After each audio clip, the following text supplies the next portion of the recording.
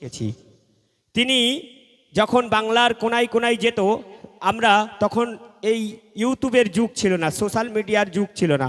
City cassette, tape ক্যাসেটের মাধ্যমে গজল শুনে মানুষ এ প্রান্ত থেকে ও প্রান্ত তানাকে ইনভাইট করত। গজল জগতের সম্রাট বলা হয়।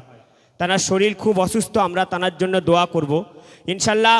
আমি বলো, আবুল কালাম বলো এবং অন্যান্য অনেক শিল্পীরা, তাই তানাকে শ্রদ্ধা জানিয়ে আমরা একটা করে তানার গজল গাই।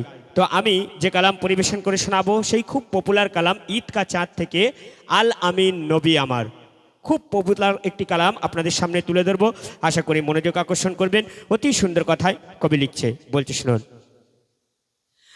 আল আমিন নবী আমার, মুক্তি দাতা সবার, খোদা যারে বন্ধ করে দিল যে উপহার। আল আমিন নবী আমার, মুক্তি দাতা সবার, খোদা যারে বন্ধ করে দিল যে উপহার। আল আমিন নবী আমার। দেখো চেয়ে জগৎবাসী, দেখো দেখো রবি শশী, দেখো চেয়ে জগৎবাসী, দেখো দেখো রবি শশী, দয়া মায়ার সাগর এলো সবার মুখে ফোটে হাসে। এসেও নেমে ফেরেশতারা দেখে হবে আত্মহারা।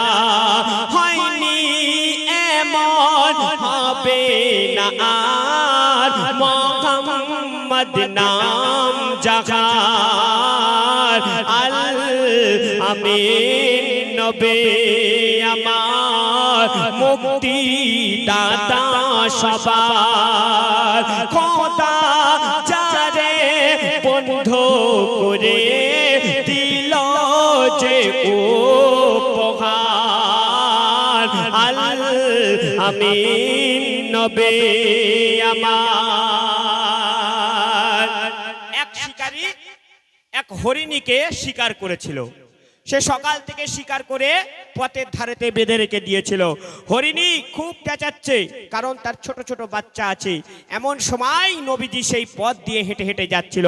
তখন হরিণী কি বলছে শুনুন, অতি সুন্দর কথায় কবি লিখছে। পথের ধারে বাধা ছিল অবলা এক বনের হরিণ, সে পথ দিয়ে যেতেছিলেন আমার প্রিয় নবী করে। পথের ধারে বাধা ছিল অবলা এক বনের হরিণ, সে পথ দিয়ে যেতেছিলেন আমার প্রিয় নবী করে। ডেকে বলে নবীজিকে ছেড়ে দাও গো আজ আমাকে, কচি কচি বাচ্চা আমার পিয়াসে যে আছে বেকরার। আল আমিন নবী আমার, মুক্তি দাতা সবার। সেই হরিণী যখন দয়ার নবীকে দেখতে পেল, তখন সে কাঁদতে কাঁদতে বলছে, দয়ার নবী আমাকে ছেড়ে দাও, আমার কচি কচি বাচ্চা আছে, আমাকে শিকারী বন্দি করে রেখেছে, আমি আবার ফিরে আসব, তাদের দুধ পান করিয়ে সন্ধ্যা হয়ে যাচ্ছে, তারা কিছু খায়নি, আমার আশায় বসে আছে দয়ার নবী। তখন দয়ার নবী সেই হরিণীকে ছেড়ে দিল। আর কি হচ্ছে শুনুন অতি সুন্দর কথায়। নবী যখন ছেড়ে দিল শিকারিয়ে তখন এলো বলে বিনা হুকুমে আমার হরিণ কেন ছাড়া হলো। নবী যখন ছেড়ে দিল শিকারিয়ে তখন এলো বলে বিনা হুকুমে আমার হরিণ কেন ছাড়া পেল। দয়ার রাসূল বলে তারে যতক্ষণ না আসে ফিরে বেঁধে রাখো তুমি আমার এই আবেদন আমার আল আমিন নবী আমার মুক্তি দাতা সবার। দয়ার নবী হরিণীর কান্না শুনে হরিণীকে ছেড়ে দিল। আর শিকারী তখন এসছে, তুমি কার অনুমতি নিয়ে হরিণকে ছেড়েছো? তখন দয়ার নবীজি বলছে, তুমি চিন্তা করো না শিকারী, যতক্ষণ পর্যন্ত না হরিণী আসে ততক্ষণ তুমি আমাকে বেঁধে রাখো। তখন সেই শিকারী হাসছে আর বলছে, তুমি কি পাগল হয়ে গেছো নাকি? ওই হরিণী আবার ফিরে আসবে, তুমি কি ভাবলে? বলছে যতক্ষণ না ফিরে আসবে তুমি আমাকে বেঁধে রাখবে। তখন সেই শিকারী তখন নবীকে বেঁধে রাখছে আর বলছে, তুমি কখনো আর ছাড়া পাবে না, কারণ হরিণ কখনো ছাড় পেয়ে গেলে আর কখনো আসে কি ফিরে? তখন কি হচ্ছে শুনুন, অতি সুন্দর কথাই কবি লিখছে। দুধ বিলায়ে ফিরল হরিণ যেখানে ছিল নবীজি জামিন। দুধ বিলায়ে ফিরল হরিণ যেখানে ছিল নবীজি জামিন। দেখে শিকারী অবাক হলো, একই সে আলামিন। দেখে শিকারী অবাক হলো, একই সে আলামিন। অবলা হরিণ কথা বলে, তুমি শেষ নবী হলে।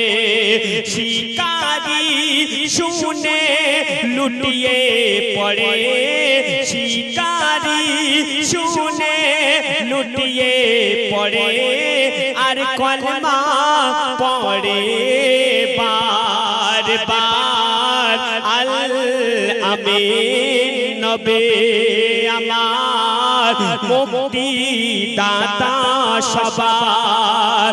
খোদা যারে বন্ধ করে দিল যে উপহার, আল আমিন নবী আমার।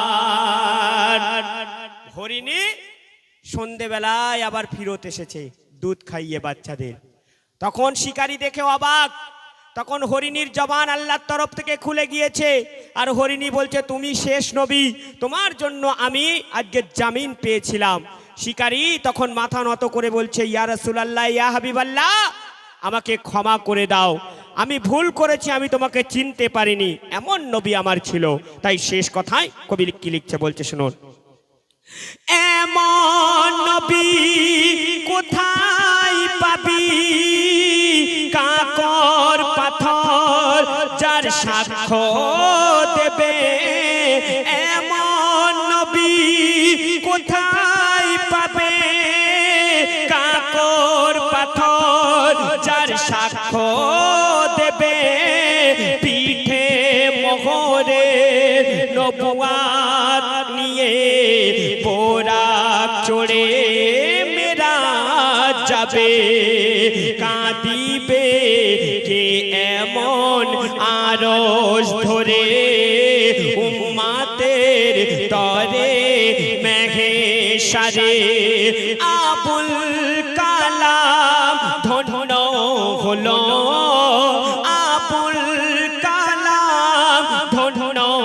হলো উম্মাত হয়ে তাহার আল আমিন নবী আমার মুক্তি দাতা সবার খোদা যারে বন্ধ করে দিল যে উপহার আল আমিন নবী আমার মুক্তি দাতা সবার। শুনলেন সেই করুণ